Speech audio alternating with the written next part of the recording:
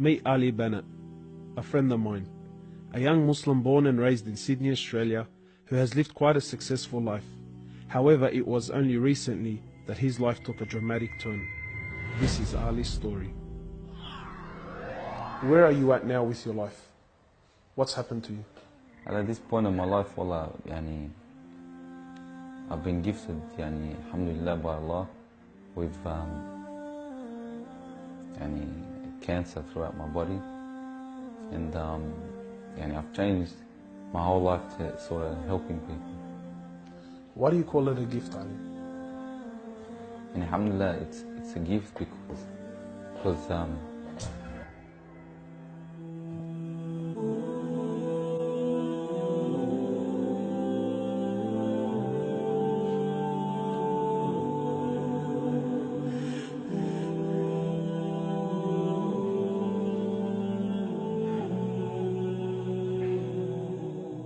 it's a gift because Allah's given me a chance to change.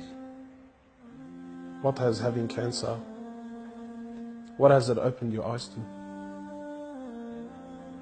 SubhanAllah, everything in life, even the smallest gift, like breathing fresh air.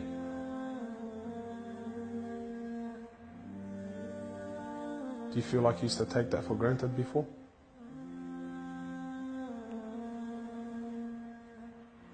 How long have you had cancer? 4 months now. Ali was diagnosed with stage 4 cancer and given only 7 months to live.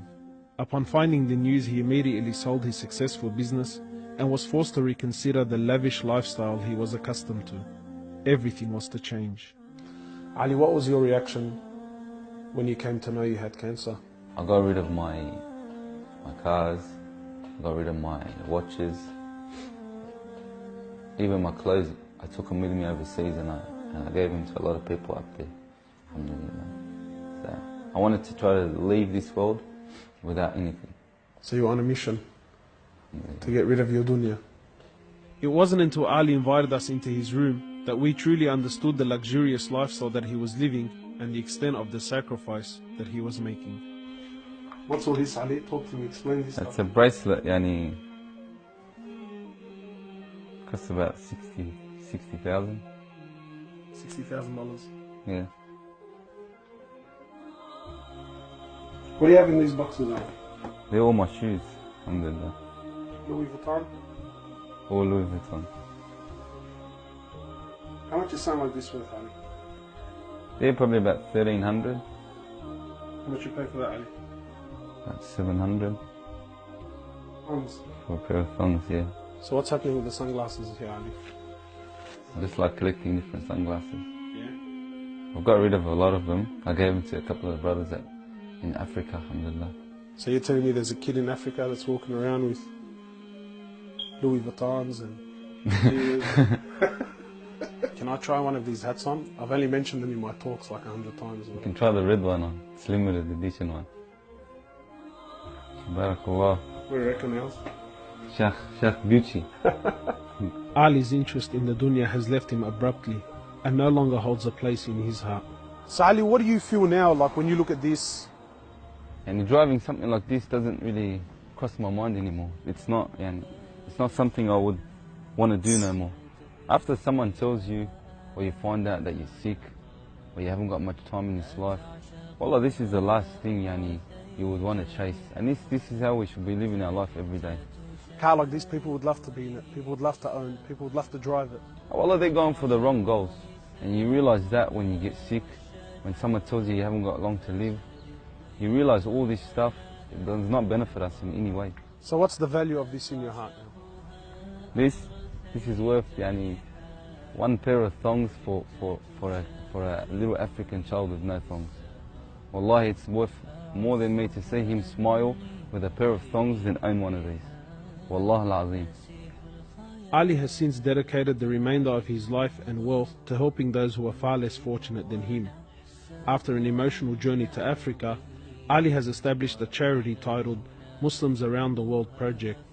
The organization wasted no time in the construction of a masjid and a school in Africa to serve as an ongoing charity for him when he finally has to depart this world. Well, it all started from when I went to the cemetery when a brother that has cancer passed away. And I was at the cemetery and I was just thinking to myself, after you go, there's nothing. There's no one there for you. No mother, no father, no brother, no sister, except for your deeds. And even your money is not going to be there for you. So the only thing that's going to be there for you is a sadaqah. And that's the only thing that's going to help you gradually through your time in the grave till you get to the ultimate destination. As the reality of death further sinks in, Ali spends most of his personal time in preparing himself for his final meeting with his Creator, Allah. The Prophet of Allah says, sallallahu alaihi wasallam, more or less, he says, he who loves to meet Allah, Allah loves to meet him. And he who hates to meet Allah, Allah hates to meet him. Are you loving to meet Allah? Because of this cancer, I've been advised by one of the brothers to take a special drug to help me with pain and stuff. And subhanAllah, it's very strong. I took a bit too much and I came into a whole different world within not knowing where I was, and it was very hard for me. And subhanAllah, I actually seen things I've never seen before. And my family were there all standing around me, and I was pointing up and I was saying, Ya Allah, take me. And it was that beautiful what I was seeing, I just wanted to go. And the next day, subhanAllah, I woke up and I was upset that Allah didn't take me.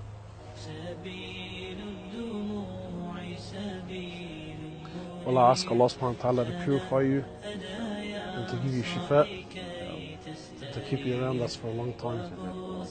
Allah, may Allah subhanahu wa ta'ala reward you.